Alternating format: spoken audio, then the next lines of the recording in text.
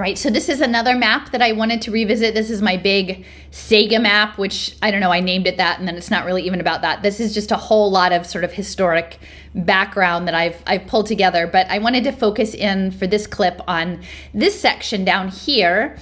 It was originally an outgrowth of some work that I was doing around Rand and this idea of noopolitik, a new statescraft, and this idea of the noosphere, which again is Teilhard de Chardin, and links to the Society for Psychical Research, that like this new evolutionary processes that we become part of a global thought form.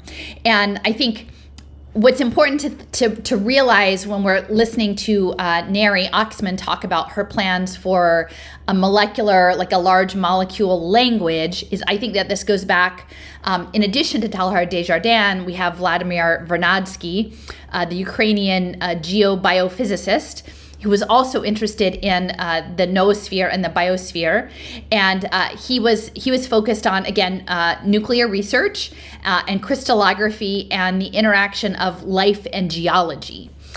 So I think this is really important when we're imagining that they're going to come up with some sort of pods to create life from some various kinds of inputs with a molecular language. My sense is that all of that work is embedded deeply in the pioneering investigations of Vernadsky at the time, and again the crystals, nuclear research, but he was also interested in the Rig Veda and Sanskrit hymns. So we've got frequency and music in there, and so Vernadsky was referenced in the Rand document about noopolitik and statecraft, and I was making notes. I use these maps to kind of make notes of things that were talked about in that report. But Jung shows up, the collective unconscious, which is what I'm really convinced that that's where we're going, is creating a distributed cognition to access some sort of psychic archetypal reality for computational purposes. But they're talking about, Marshall McLuhan and media. They're talking about Emerson and the oversoul, because a lot of this is about our souls. David Brin, Tikkun Olam, a lot of this is connected to the Office of Naval Research. There's an emphasis on, the imperative of climate science and interest in panpsychism that we're going to talk about, and really a push towards this idea of the noosphere and shifting us into a collective commoning. And this mutualism is part of sort of the eusocial insects that we need to become. We need to reimagine humans not as people with like an ego, but as agents in a multi-agent simulation modeling. And that's gonna happen because of the whole, the climate narrative. But it's, we're gonna save the planet by deploying a whole layer of military-based sensors that are tied into global financial markets and gamified. And then that's how we're going to get to our, spiritual Gaia convergence or what have you. So that this is the backdrop to, and I've talked about this map several times, but Trent McConaughey with Ocean Protocol, very important. I think he's based in Germany now, but born Canadian. So again, Canada being sort of on the leading edge of digital identity.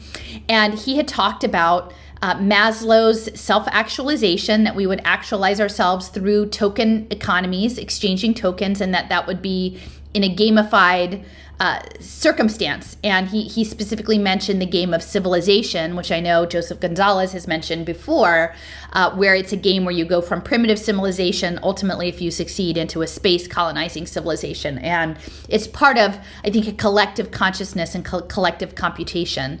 And it's linked to the UN SDGs, informed by the Gates Foundation. And ultimately, McConaughey is talking about, reshaping our minds into a new substrate to do space travel, right? And that would sort of be related to synthetic telepathy, in that you could reconstitute a mind into a different package and send it into outer space. So this Ocean Protocol, which is a database with a payment system for machine learning on big data systems for AI training, and also for social impact verification.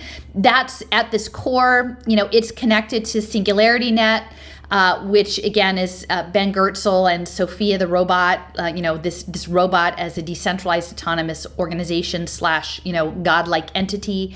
And that we would be playing this game of civilization and self-actualizing in these token exchanges. And then that's where our psychic evolution as well as potentially our biophysical evolution, if they start to do synthetic biology programming, nanotechnology programming in vivo, that this would all be linked into like market forecasting and different kinds of currencies that would be exchanged with different species, interspecies currencies. And we're going to talk about that with Leo a little bit about these digital wallets for animals.